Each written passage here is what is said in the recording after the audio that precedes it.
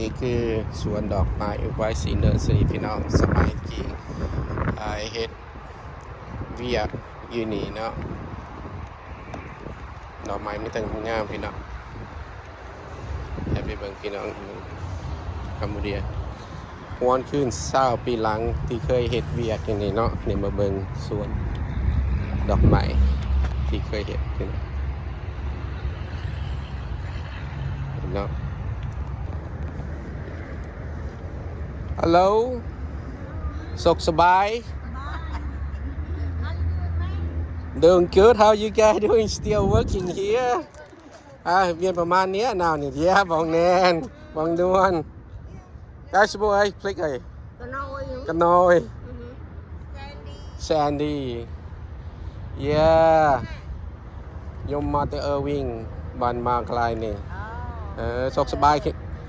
เขาเนี่ยนะMr. David here He's in the office the truck the Ford truck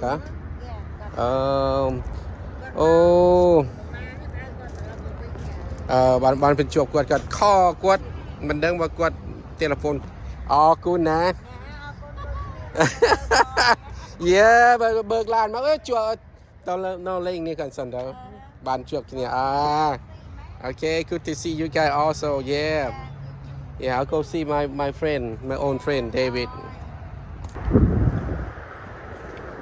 Yeah, นี่ดอกไม้พี่น้องเอ้ยมาหา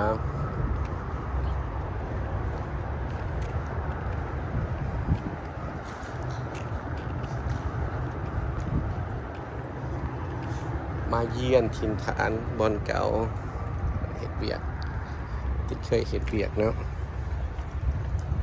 งามพี่น้องนี่คือสวนดอกไม้แต่สมัยกี้คือคืนหลังคานี่แหละคืนหลังคานี่ไต่น้ำข้อนี่ไต่คืนเพราะว่าตรงมุ่งหลังคาในเดือนนี้เดือน12ก็เป็นดอกไม้แต่ละชนิดเนาะให้เบิ่งพี่น้องเบิ่งเนาะเดี๋ยวแคนซี่แต่อันนี้ดอกรุ่นใหม่ดอกนี่ก็งามเหมือนเนาะ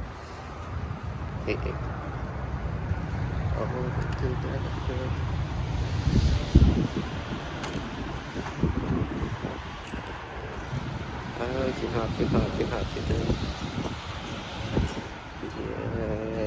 แผงสี yellow